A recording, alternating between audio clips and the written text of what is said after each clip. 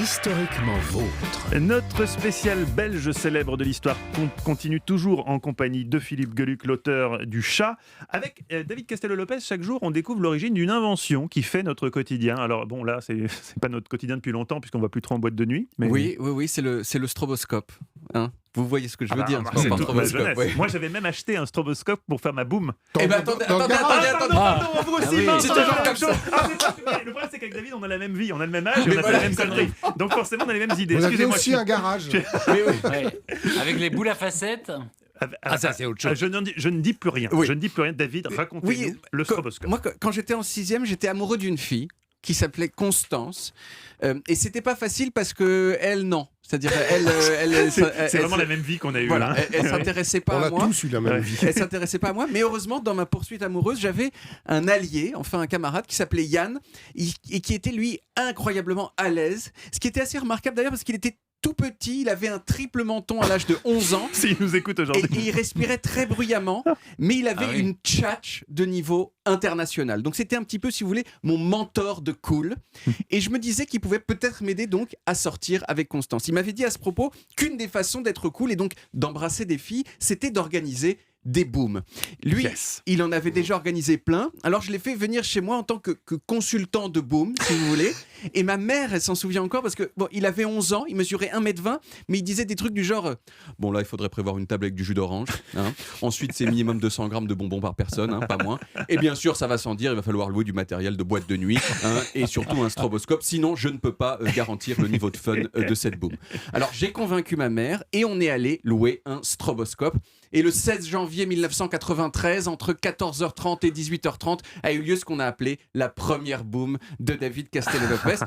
Elle est restée dans les mémoires, cette boom, pour plein de raisons. Pour les slows sur Heal the World de Michael Jackson, pour les chorégraphies sur Do You Remember the Time de Michael Jackson, pour le moonwalk en chaussettes sur Smooth Criminal de Michael Jackson, et enfin, surtout, pour le côté un petit peu professionnel qu'avait donné à cette boom, le stroboscope, cette lampe qui rend la réalité visible, intermittente, et donc du même coup mystérieuse et sexy. Je reviendrai à cette boom plus tard, mais si vous voulez bien, je vais d'abord parler de ce pourquoi on me paye dans cette émission, c'est-à-dire non pas pour raconter mon adolescence, mais moi, j'adore pour raconter l'histoire des objets. Qui est aussi la mienne. Et aujourd'hui, donc, ce fameux monsieur stroboscope. Exactement. Et si je vous en parle aujourd'hui dans cette émission spéciale Belgique, hein, on l'a dit tout à l'heure, c'est que les débuts du stroboscope, on les doit à un Belge qui s'appelait Joseph Plateau. Joseph, il est né en 1801. Oui, les Belges connaissent les Belges. Bon, c'est ça.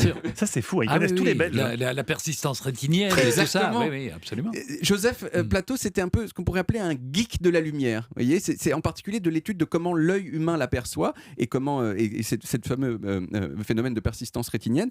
Et en 1832, il a inventé ce qu'on a appelé le phénakistiscope. Phénakos en grec, ça veut dire le tromper, la tromperie. Donc c'est tromper l'œil en fait, si vous voulez. C'était un disque sur lequel étaient dessinées des images légèrement différentes les unes des autres. Ce disque était percé d'ouvertures rectangulaires. On le faisait tourner et quand on plaçait son œil à un endroit précis et qu'on regardait le reflet du disque dans un miroir, eh bien on avait l'impression que les images bougeaient. C'est considéré comme le plus vieil ancêtre du cinéma, mais également comme le plus vieil ancêtre du stroboscope parce que c'est un principe très voisin. Un stroboscope, c'est une lumière qui s'allume et puis qui s'éteint, et puis qui s'allume, et puis qui s'éteint. Et là, c'est le même effet qui est obtenu, mais avec des trous. Quand un trou est en face de votre œil, c'est comme si la lumière était allumée. Quand votre œil est en face d'une partie pleine du disque, c'est comme si la lumière était éteinte. Ça a eu un très très gros succès, en particulier en tant que jouet pour les enfants. Mais il a fallu attendre 100 ans, 1932, pour que le stroboscope électronique moderne soit inventé par un monsieur américain qui s'appelait Doc Edgerton et qu'on surnommait Papa Flash. Edgerton, il a utilisé son stroboscope pour prendre des photos à grande vitesse, notamment une assez célèbre d'une balle de revolver qui traverse une carte à jouer. Et son stroboscope a aussi été utilisé dans l'industrie parce que la lumière intermittente a la faculté, quand on la règle bien, de rendre apparemment plus lent les mouvements très rapides que sinon on a du mal à voir. Ça a inventé le ralenti. Exactement. Et donc un rouage qui tourne très vite, par exemple, vous voulez savoir s'il déconne ou pas, on voit rien, et ben avec un stroboscope, on peut étudier son mouvement. Bon, en revanche, c'est assez difficile de savoir quand le stroboscope est entré dans les boîtes de nuit. On lit, mais sans que ce soit vérifié que c'est dans les années 60 aux États-Unis, mais bon, on ne sait pas. En tout cas, en 1993, ça a donné lieu à une belle boom qui est restée dans les mémoires, mais malheureusement pour moi, ça n'a pas été suffisant. Constance n'a jamais voulu de moi, ni sous la lumière des stroboscopes, ni plus tard. Pourquoi ? Eh bien, pour le savoir, 28 ans plus tard, je l'ai appelé.